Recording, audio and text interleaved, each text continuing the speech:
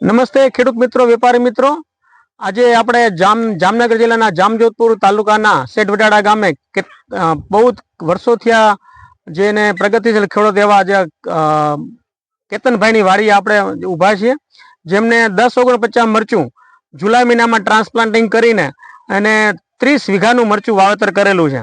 તો આપણે ઝડપથી આપણે કેતનભાઈને પૂછશું, એનું નામ આપશે ટૂંકમાં અને મરચા વિશેની માહિતી આપશે.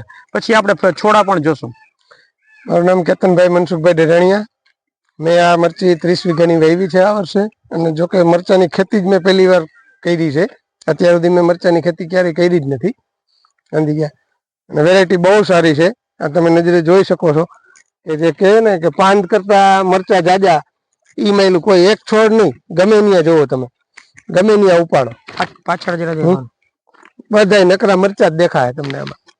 પાછળથી બતાવો છો, જોવો, ગમે તે છોડ પકડો, ગમે ત્યાં નમી ગઈ છે. હાવ આમાં વીણી કરવાની બાકી છે. તો ખેડૂત મિત્રો જોવો છો તમે, મરચાની આજની તારીખે કેટલી વીણી થઈ ગઈ ભાઈ? મરચાની વીણી કેટલી થઈ ગઈ? ચોથી વીણી ચાલો, આમાં ચોથી બાકી છે.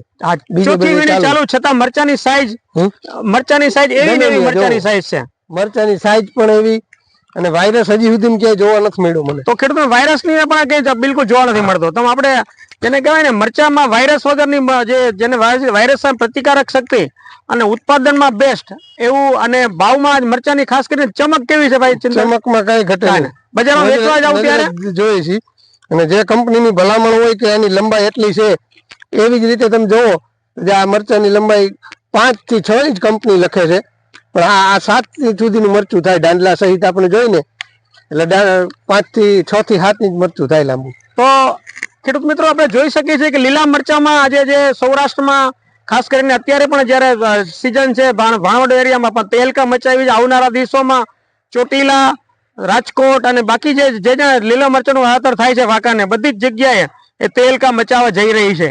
એવું 1049 મરચું વાવી અને આપણે સમૃદ્ધ બનીએ. ખૂબ ખૂબ આભાર કેતનભાઈ, ખૂબ ખૂબ આભાર.